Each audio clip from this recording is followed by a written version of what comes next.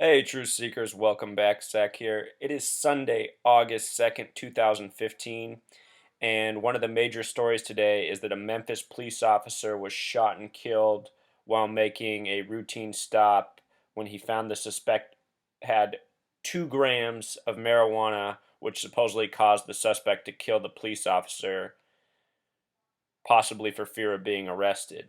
So we'll watch this mainstream coverage. Then we'll break it down, show how it's all coded by the numbers.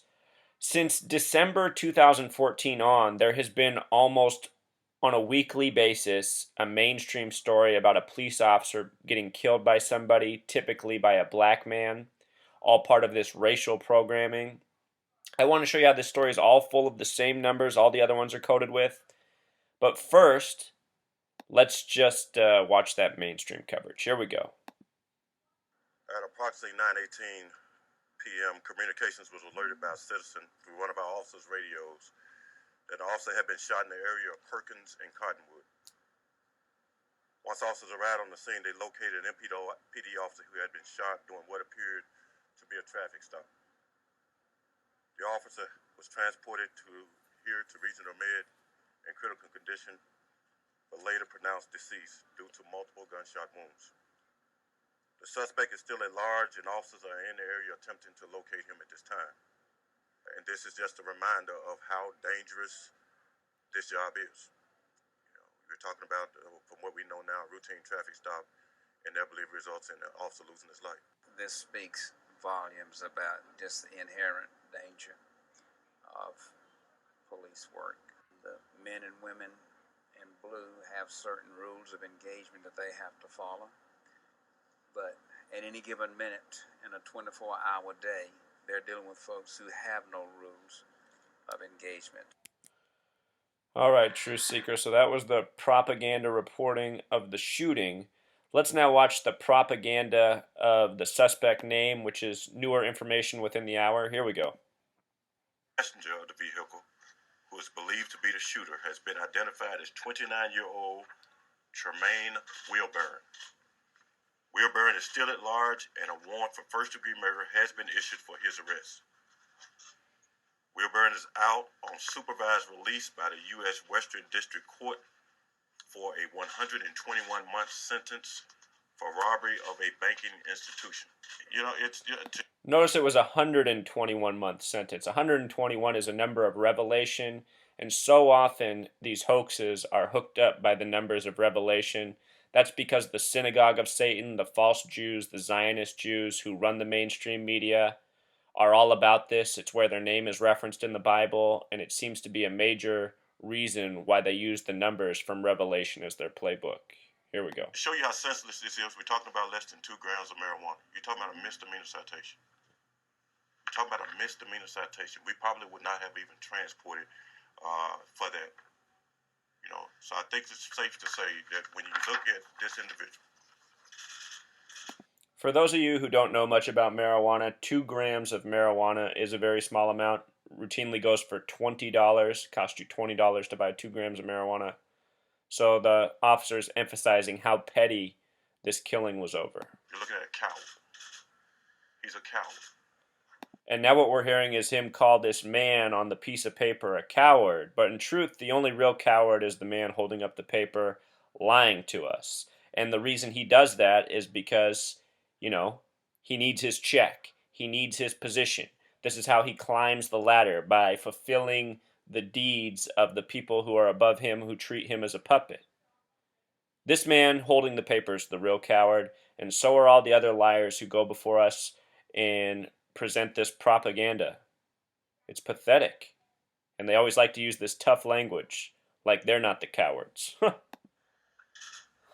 gunned down, you murdered a police officer for less than 2 grams of marijuana.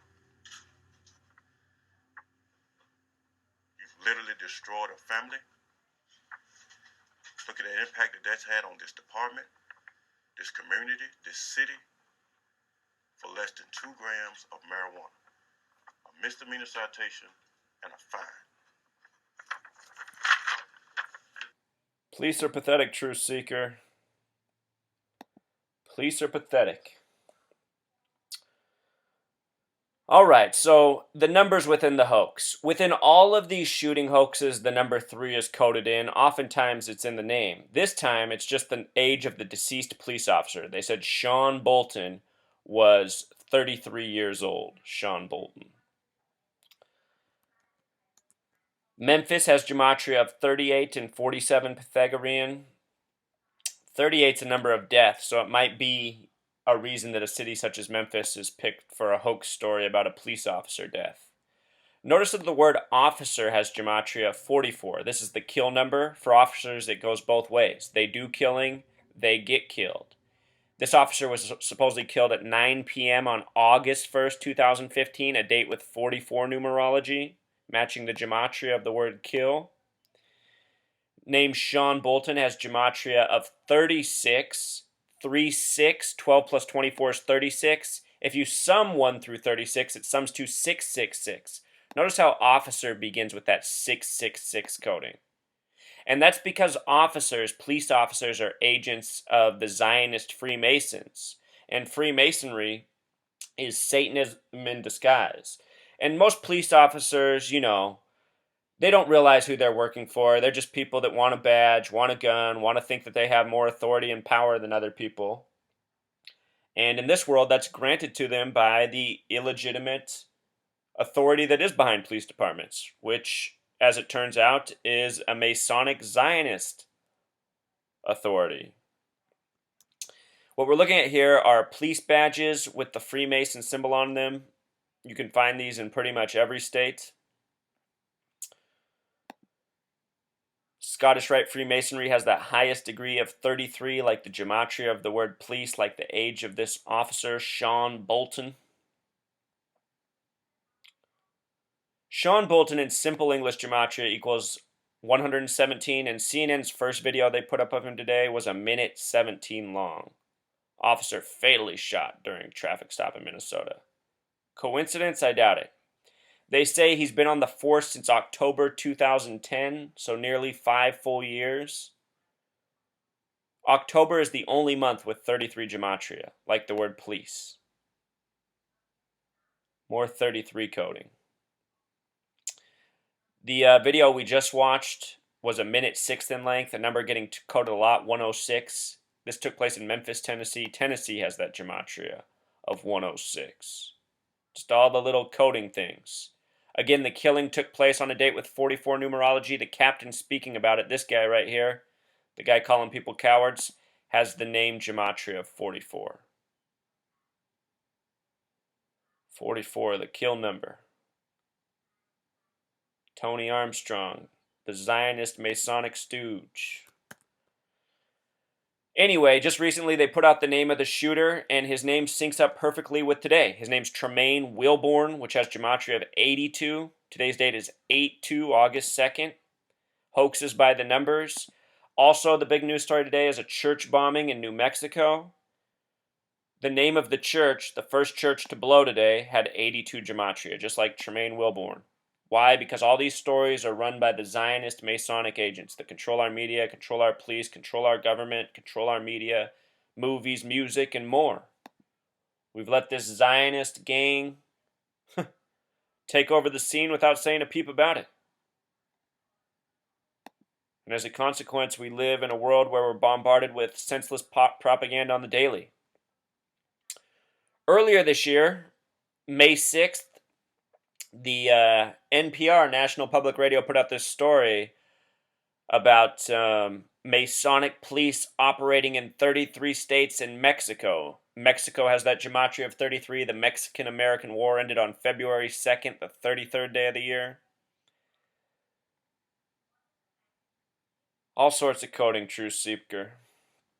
All sorts of coding. Our media is always giving us hints about this Masonic police that does what they do to us on the daily. The clues are out there. The pieces of the puzzle are out there. And one last point about this officer. I mean, look at this image right here. I didn't do anything to this. This is exactly what the mainstream media put out. Look how pixelated it is. Look how grainy it is.